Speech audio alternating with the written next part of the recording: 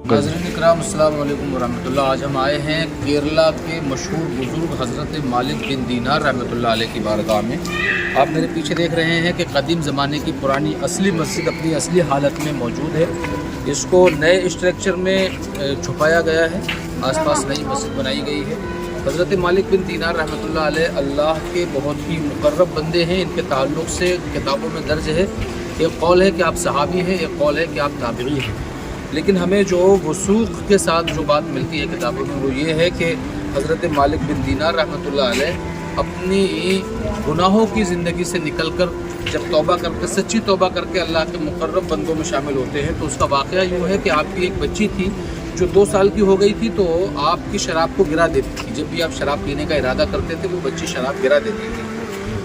इत्तेफाक से जब वो 2 साल की हुई तो उसका इंतकाल हो गया। इस हज़रत मालिक बिन दीनार कहते हैं कि मुझे उसके गम ने दिल का बीमार कर दिया। आखिरकार एक दिन उसकी यादों में जब मैं सो गया तो मैंने देखा कि हश्र कायम हो चुका है और जन्नती जन्नत में जा रहे हैं, दोज़खी दोज़ख में जा रहे हैं। तो मैदान महशर के एक तरफ मैं गया तो मैंने देखा कि लाओ मैदान महशर की भीड़ देखूं, कि अचानक मैं भीड़ से एक तरफ हो गया।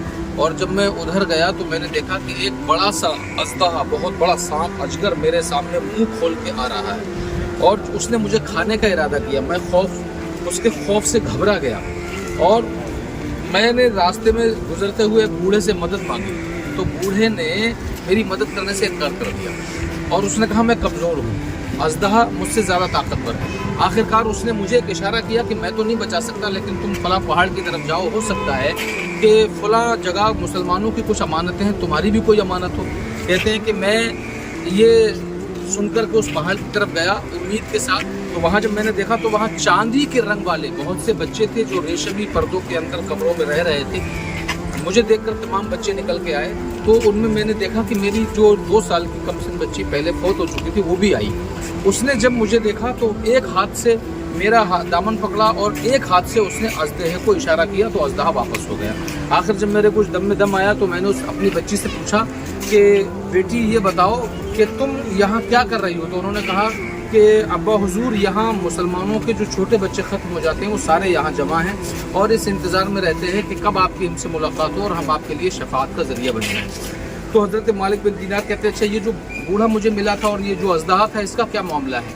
तो बेटी ने कहा वो अज़दहा जो था वो आपके गुनाह थे, जो आपके गुनाह करने की वजह से इतना ताकतवर हो गया था कि जो आपका पीछा कर रहा था। फिर पूछते हैं, मैंने कहा ये फिर बूढ़ा कौन था।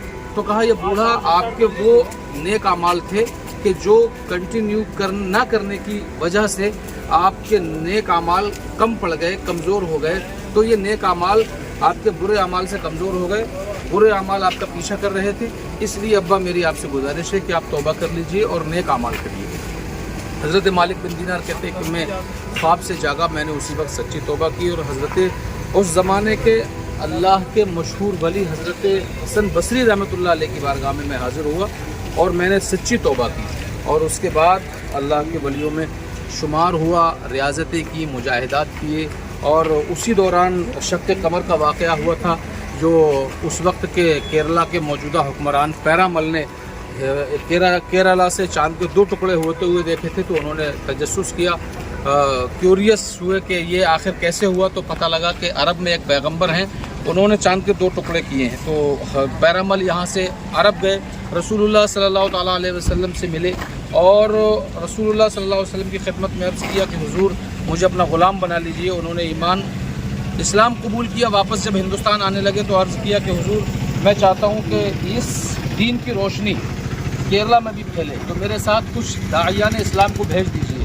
तो वहाँ से एक रवायत मिलती है कि वहाँ से जिनको भेजा गया उनमें हज़रत मालिक बिन दीनार रहमतुल्लाह अलैह थे। 11 लोगों की एक टीम को भेजा गया। उनके जो काफ़िला लीडर थे, जो अमीर काफ़िला थे, वो हज़रत मालिक बिन दीनार थे। आप 624 हिजरी में केरला के साहिल पे लंगर अंदाज हुए और यहाँ तिजारत भी की और दीन की तबलीग भी की और आपकी वफ़ात विसाल के बाद आपका मज़ार यहाँ कासरगोड़ा जो केरला का एक तारीख़ी मकाम है, यहाँ आपका मज़ार बना जो आज भी मर्जे खलाइक है। अवाम व ख़वास आते हैं, अक़ीदतमंद आते हैं और आज भी आपके जारी फैज़ान से अपना हिस्सा लेके जाते हैं। अस्सलाम वालेकुम।